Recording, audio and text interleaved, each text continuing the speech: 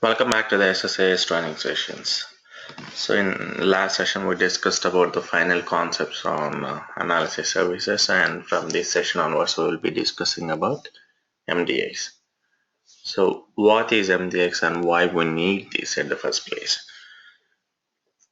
If you see, I told you a lot of times the output of SSAS project is nothing but a database but in multi-dimensional format.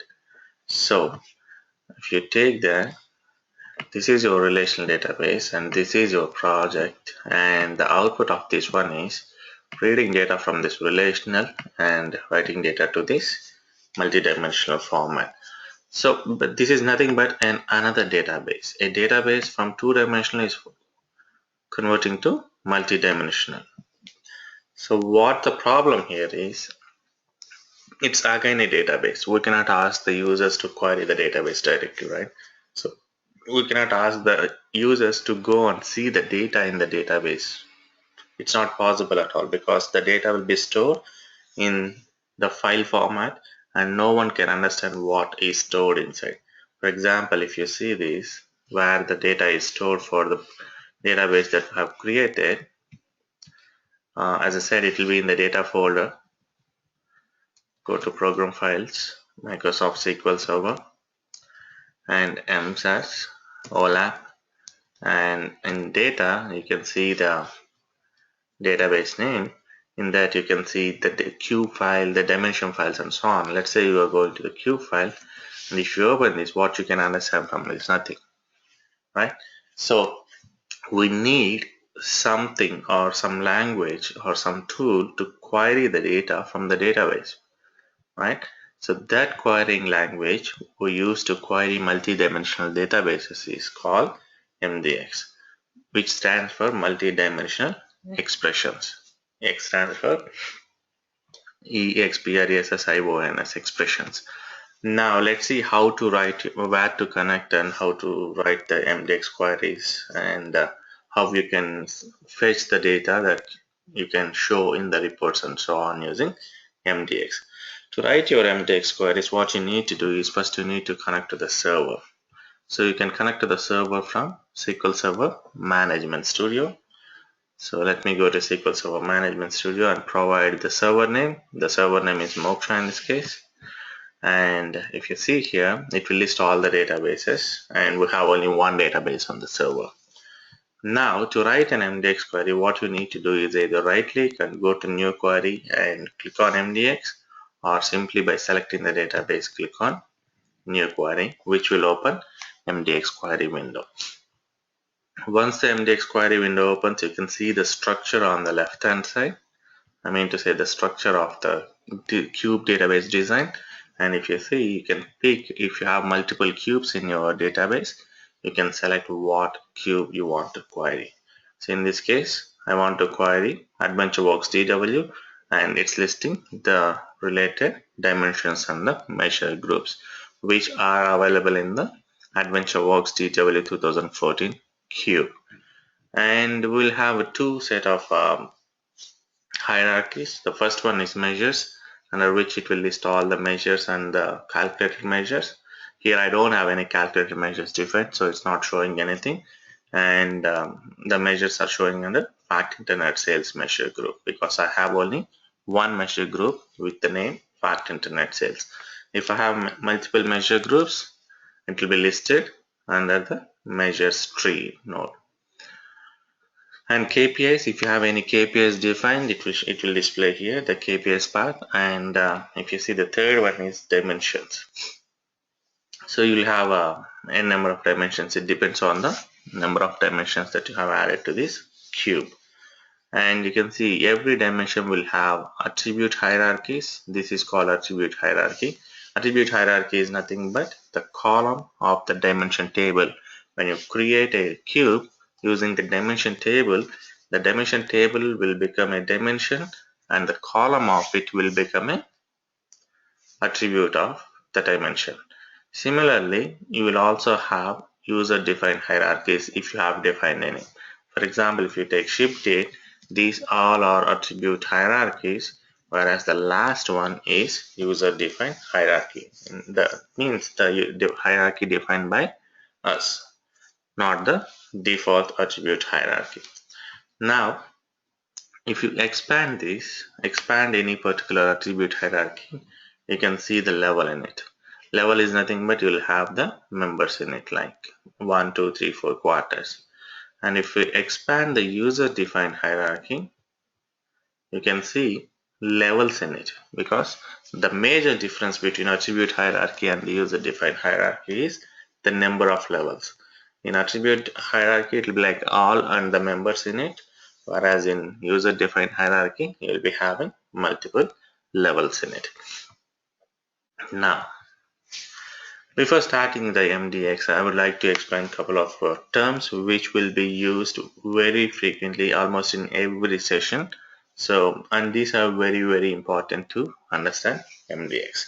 The first one is dimension. Sorry, first one is measure. So, measure is nothing but the metric information which holds the metric information. If you drag and drop the hierarchy of this measure, it always represents with the measures dot the measure name. In this case, the measure name is sales amount, and the measures will be the prefix. And if you see, everything is kept in the square brackets. You can see here, this is starting and ending, and the next name of the measure is in square brackets. The reason is, this is how we represent in MDX, and if you don't have any space in the word that is used here, there is no space in the word measures, so you can remove it. Both are one and the same. But if you remove this one here, then it will be a problem, because it will treat sales as a different amount and amount as a different amount. Sales as a different uh, word and amount as a different word. And what will happen is, it will look for measures dot sales measure in the cube instead of measures dot sales amount, which will not return anything and which will throw error too. So if you say this is how a measure is represented, and it's good practice to go with square brackets for all the measures, attributes, and the cube name. So this is measure. Now the second one is all the measures. If you drag any measure, it will be like measures dot extended amount, measures dot tax amount, and so on. Let me minimize this, and if you drag and drop the dimension, name, that's it. This is dimension name. So this is basically in relational database concepts, or in the data warehouse, the table name. The table name, or the table which we use to create a dimension, is called the dimension here, and it will be represented with the name of the dimension, like in the square brackets, customer or ship date or due date, and so on. Now let me take the third one. If you expand this, it will show all the attribute hierarchies, right? If you drag and drop any hierarchy, then we call this as hierarchy, and hierarchy will be represented like dimension dot hierarchy name. It can be either attribute hierarchy or user defined hierarchy. I'll name it as attribute hierarchy, and this is user defined hierarchy.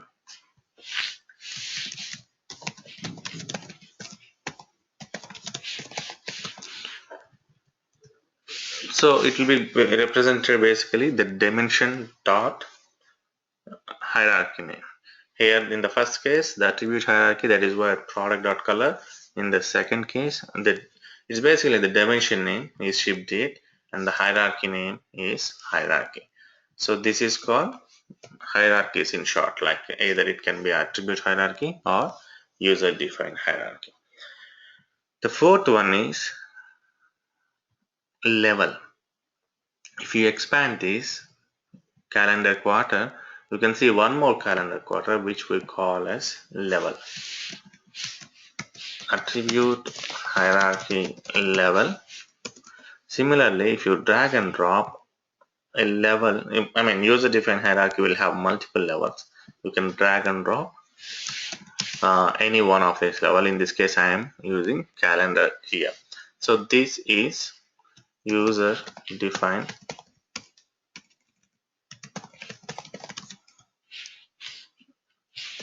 hierarchy level.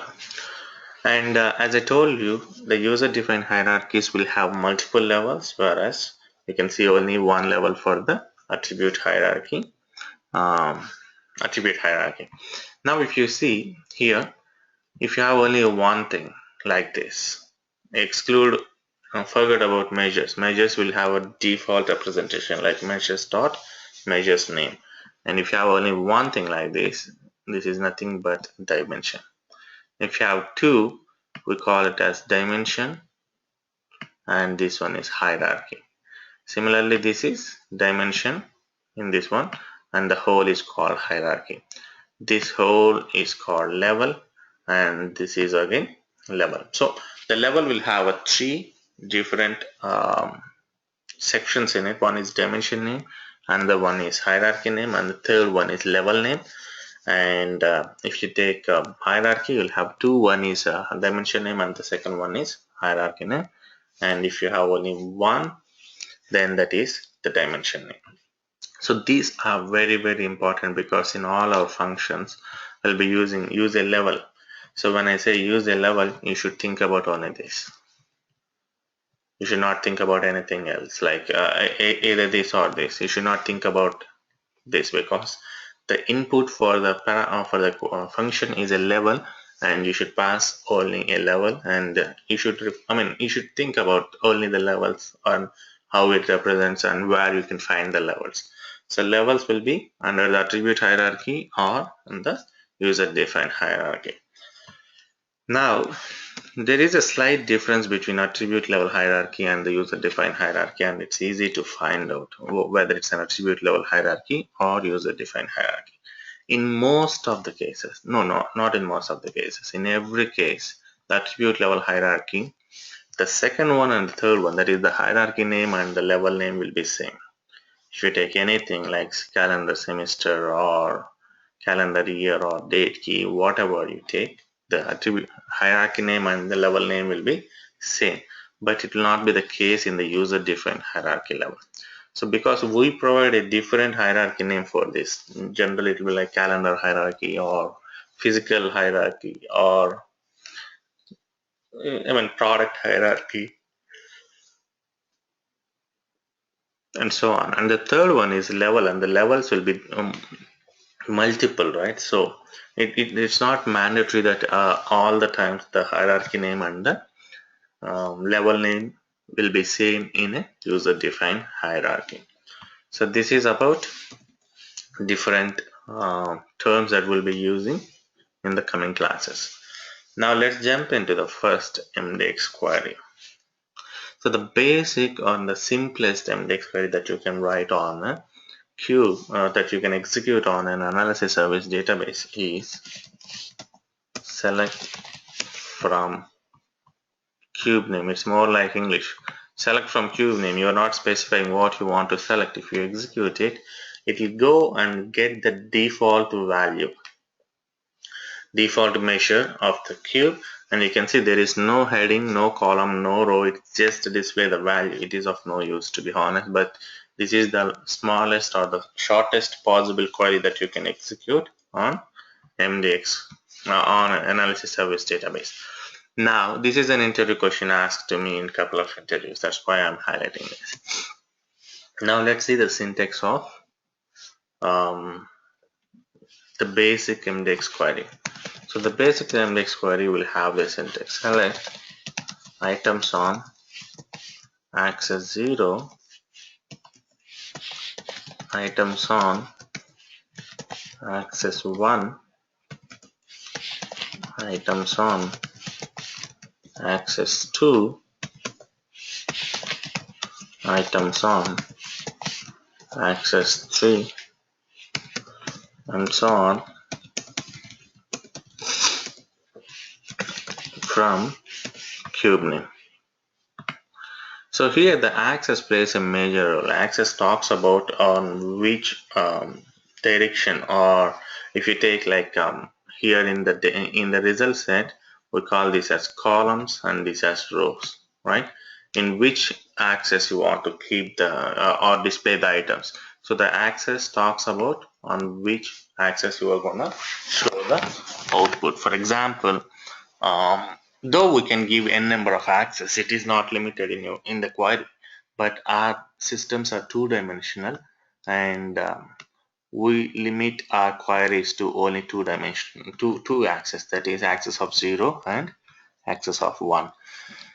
So basically I'll write a simple query with two axes, and let me show you the difference, okay, between the two axes. So, I'm writing a query, select, I can use any item. Let me use sales amount on axis of 0, comma, I want to show color on axis of 1 from cube name. So if you see here, on axis of 0, I'm asking the server to display sales amount, and axis of 1, I'm asking the server to display the color. So if I execute it, I can see the axis of 0 means columns. In the columns, it will take the sales amount, and in the rows, it will take the color, and it will display the sales amount for each row by splitting the data for each row. So this is axis basically on what direction you want to show the particular items that you have selected. And if you try to give the second axis, actually cube is multidimensional, but if I try to give the second axis, let me give let's say English product name, or yeah, English product name should be fine, on axis of 2. Then if you try to execute, it will throw an error saying that the results cannot be displayed for cell sets with more than two axes. So the results can be fetched but cannot be displayed because our systems are two-dimensional. If you see your laptop screen or the desktop screen, it is two-dimensional. It can only display in two dimensions. It's not 3D or 4D. So that is why all our queries will be limited to two dimensions. So if anybody writes an MDX query, that will be in two-dimensional format only. That is why we are limiting our queries to axis of 0 and axis of 1. So if I execute it, it will display the sales amount on columns and the colors on the rows. And this axis of 0 can also be represented as simply 0, can also be represented as columns. So if you use columns, or if you use 0, or if you use axis of 0, both are one and the same. Similarly, axis of 1 can be represented as simply 1 or rows. So axis of 0 or columns, both are one and the same. All the three are one and the same. Similarly, axis of 1 and rows. Now let me show you one common error that people will get when they start writing or when they start learning MDX. What people will do is, I don't want anything on the rows, anything on the columns. I want only to show sales amount on rows. So if I try to execute this is the first common issue that every fresher or every newbie on MDX will face. Access numbers specified in the query must be sequentially specified. That means you have to use access 0 in order to use access 1. And you have to use access 1 in order to use access 2. So there should be always sequential. But if you see here in the query, this 0th access is missing. So if there is any breaks in the access sequence, then it will not work. So if you want to make it work, you need to use 0 first and then 1. Now, so the minimum thing to write a query, to write a decent, some good query, at least with one axis, is you need to use axis of 0, that is default. Okay. Now let me use, instead of axis 0, I can use simply 0, and I can use rows. I said axis 1 is nothing but rows. It is not mandatory that if you use axis 0 then you have to use axis 1. If you use 1 then you have to use 0, then you have to use 1. If you use rows then you have to use columns. It's not like that. You can use whatever you are comfortable with. So for columns I used 0 numerical representation, whereas for the rows I used textual representation, right?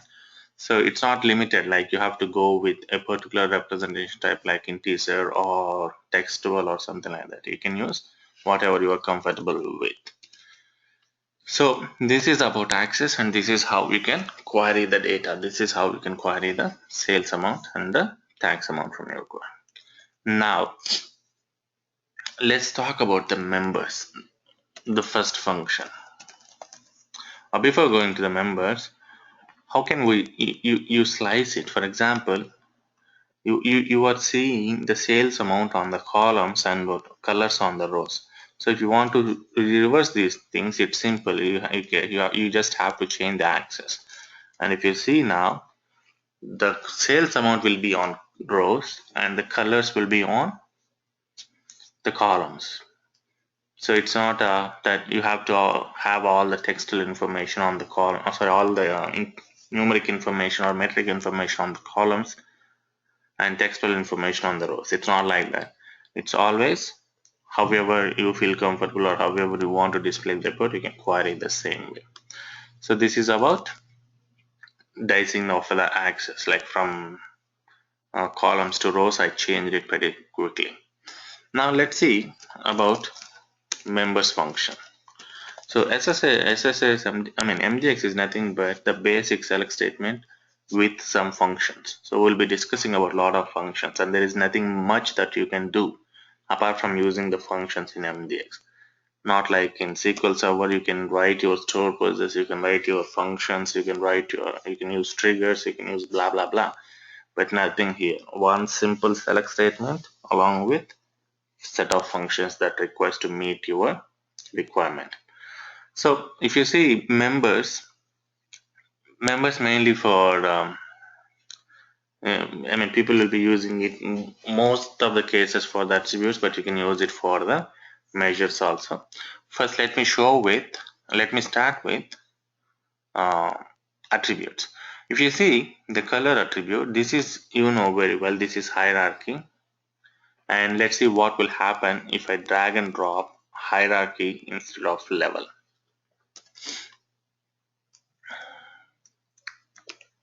Okay, now this is the hierarchy. I dragged and dropped only hierarchy. If I say hierarchy, then that should have only two segments. One is dimension name and another one is hierarchy name. If I execute it, what it will show is only all. Why it is showing only all? If you expand this at the hierarchy level, you will have only this member all. So this is the hierarchy. Under hierarchy, you can see only all. And under level, you can see all the members of it. Okay, so here you have only all. Here if you have at the let me use level. See, I'm not using the square brackets for the third one because I know there is no space in the color board, so I can use like this without using the square brackets, but I don't suggest this. If you see here, if I use level, it is showing all the members in it. And if I use hierarchy, it is showing all the members. That I have only all in the hierarchy level. So, in other words, if you use members, it acts the same way. This is at the hierarchy level dot members function. This is how you use the function members. You have to use hierarchy or level dot members. If I execute it, it will display all the members in it. What is the difference between using hierarchy and using the members function is, if you use hierarchy, it will display only the member that you can see here. But if you use members along with the hierarchy like I'm showing here, it will display all as well as these members in it. So these all are the members that are available in it. When you expand hierarchy, it displays only all that will be shown when you use hierarchy, but when you use dot members, it will be showing all the members. Now let me use members function on level dot members. If you use dot members function on level, it will not make much difference because I mean, this is what we have under levels, and there is nothing extra. There is nothing you can show here. These are only the members that are available in the level, and the result will remain the same. So what I'll suggest is when you're using level of an attribute hierarchy, then you don't need to use dot members. Whereas if you use dot members for the hierarchy level, it will display all the members as well as the aggregated value. For example, if it shows the all also. All is nothing but the aggregated value. Let me convert this one to rows and columns so that you can easily understand.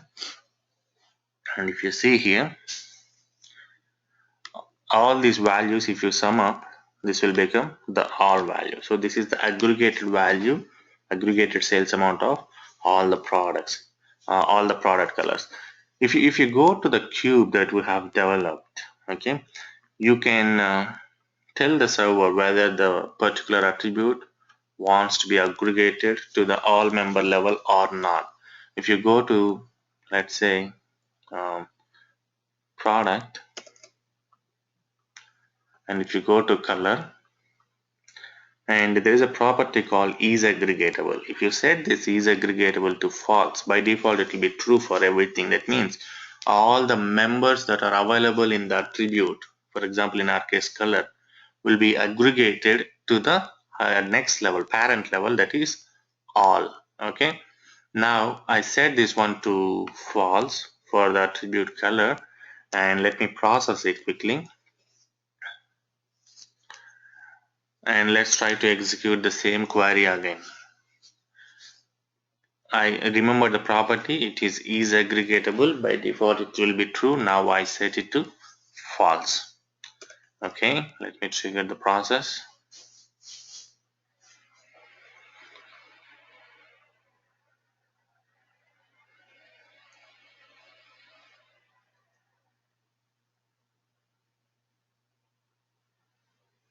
Okay, this is done.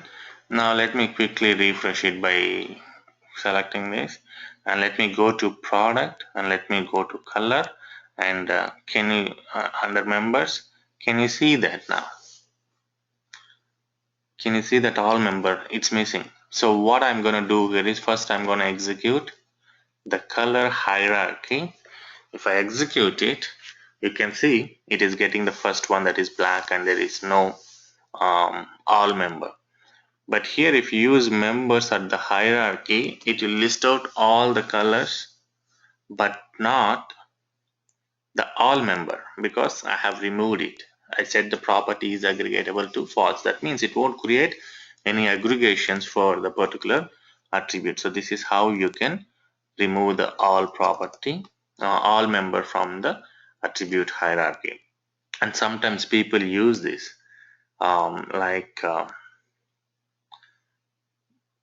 they don't want to aggregate a particular attribute, and that doesn't make any sense. Then in that case they'll use this kind of this property to avoid the aggregation of the attribute member values.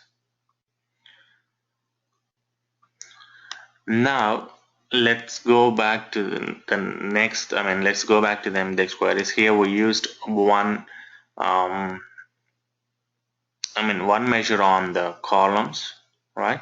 Sorry, on the rows, if you see the last query, and one attribute with dot members function on the columns.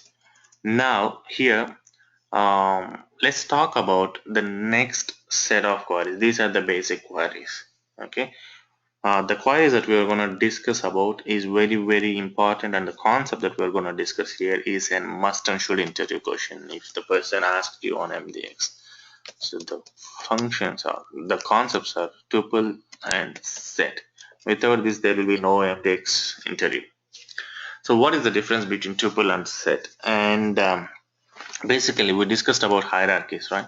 When you have a two, let's talk with tuple. Let's start with tuple. Different hierarchy members. Set is same hierarchy.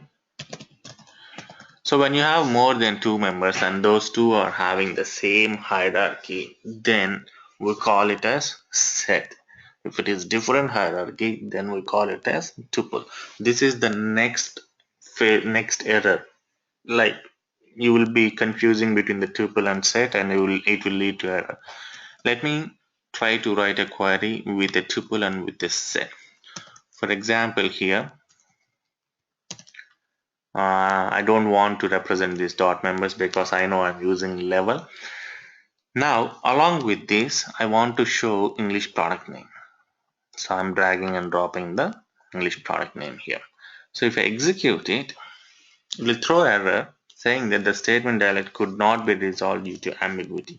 And if you see here, I have two items, two levels in the rows, sorry, in the columns. Let me make it columns and this one as rows because it will get a lot of values. So it will be difficult to display in the columns or you will get confused.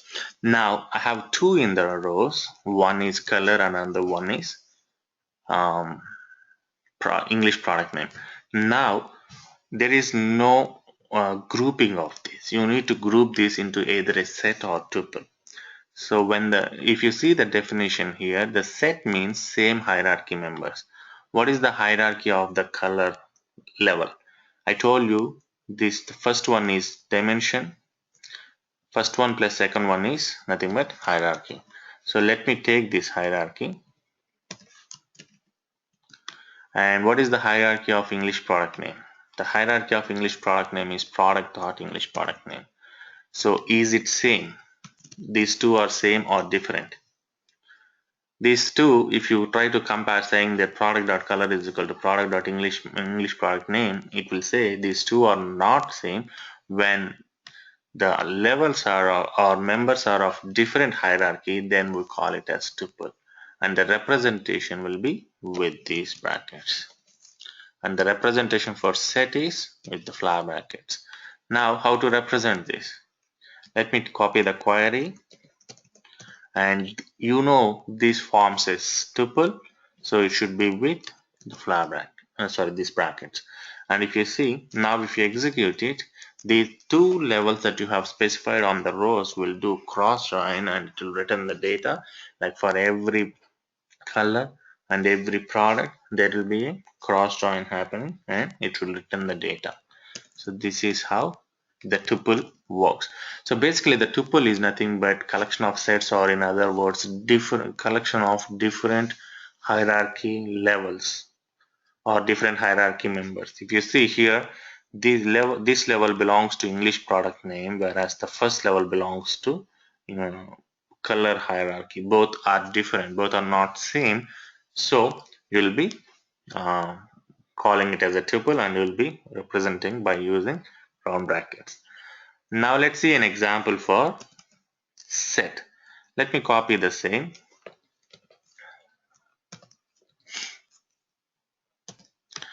And along with sales amount, I'm interested to show tax amount also.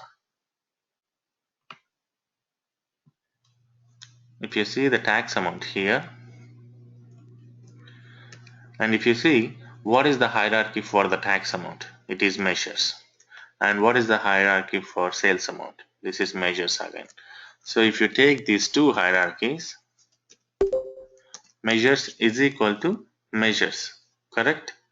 So these two are of same hierarchy. If it is of same hierarchy, what it will be? If you see, if the levels or if the members are of same hierarchy, then we call it as set. And how we will represent it? We will represent it with the flower brackets. If you let me put it in the flower brackets. And now if you execute it,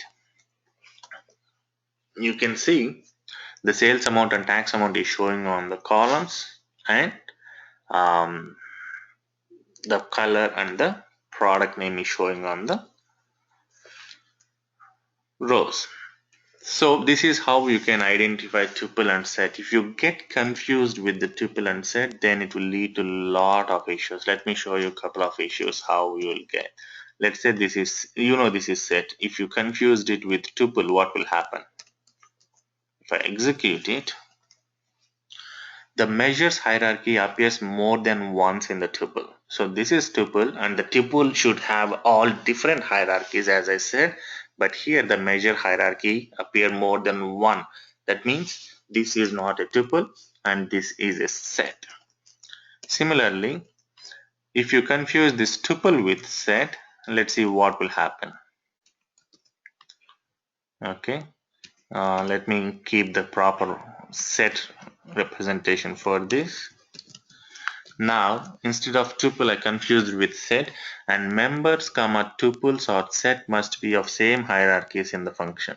If you see here, it should be of same hierarchy, but you have given different hierarchies. That is why it's showing this error. So this is the most common error that freshers will get on MDX.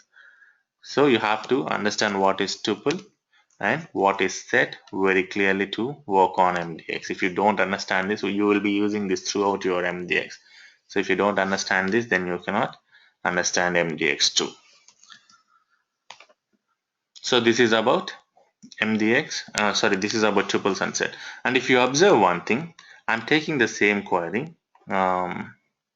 Instead of columns, I'm using rows. And this is 0. And if I execute it, the difference between tuple and set is if you use set, for example, here I'm using set on sales amount and the tax amount, the set will be more like union. Union means, right, how the union works in SQL Server. It will be like one row will be appended to the next row. First result set will be appended to the second result set. The sales amount and the tax amount is appended here, right, in the rows. But in the other words, if you use tuple, I'm reversing these two to have the representation on the rows. That's it, nothing much I'm doing here. If you use tuple, what it will do is it will display in two different columns and it will do cross join. Whereas set is nothing but union, and this one acts like a cross join. The tuple acts like a cross join and it will display in two different rows. So this is very, very important, like how the representation will be. If you want to show in two different rows, then do two different columns, then you have to go with tuple and make sure those two are of different hierarchies. If they are of same hierarchy, then it will be union always and it will be showing in the rows. Showing in the appending with the on the row level.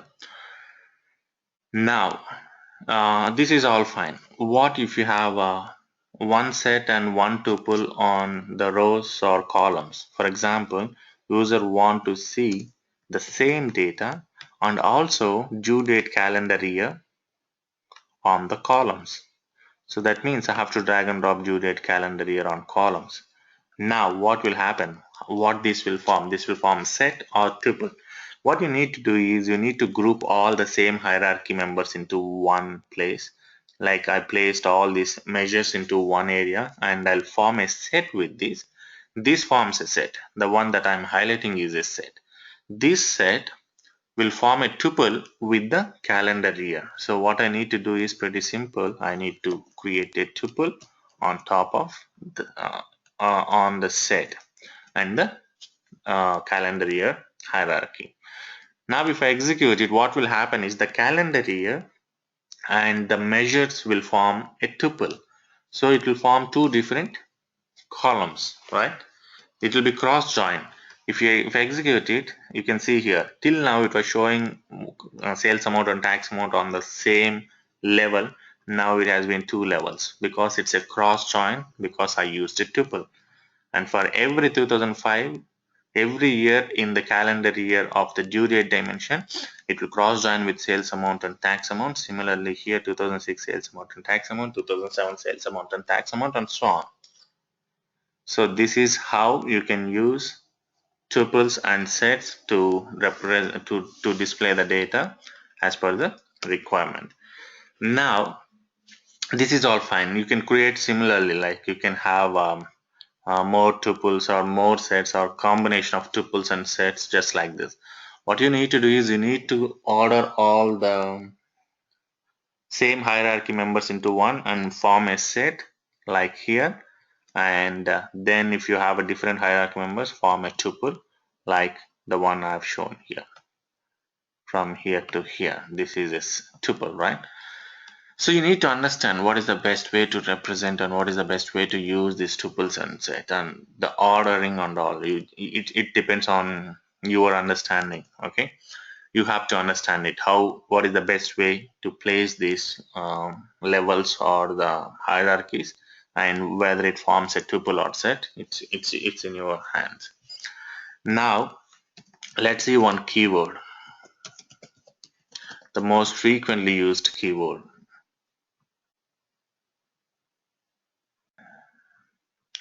So non-empty keyword is the most frequently used one. If you use SSAS to query the SQL Server analysis service database, and if you drag and drop some items, the query will have non-empty by default selected. So this is non-empty keyword. What it will do? Let's quickly see that. Now let me take the same query. The non-empty keyword can be used once in the rows and once in columns. Now, if I execute this data, it will give me calendar year to Y sales amount and tax amount on columns, and color and the product on the rows.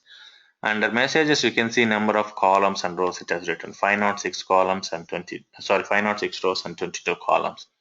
Now, what I'm gonna do here is I'm gonna apply non-empty. I said it can be used once in the uh, rows. I'm using on the rows. Non-empty. You have to use it before everything, or in other words at the start of after this row, I mean column representation 0 comma, you need to use this non-empty. And if I use this non-empty, what will happen is it will check for every row. For example, it will check this row, this row, this row, and so on. It will check every row, and if all the measure values are null, for example, if you see, take this one as example, and let's see whether it has all the nulls. Yeah, this has all the nulls. There is no value at all. But if you see, this guy has some value for at least one of the measure, right? Here this is a measure, 2000 metric information, 2013 sales amount has some data, 2013 tax amount has some data for the product half finger gloves M, right? So if it doesn't have any value for any of the measure, then it will hide that, or it will remove it. If I execute it, there was something around 606 or 506 rows that has become 132 rows. So it will eliminate all the null value records. So it will check the complete row. If the complete row is null, then it will eliminate it and it will not display in the results there.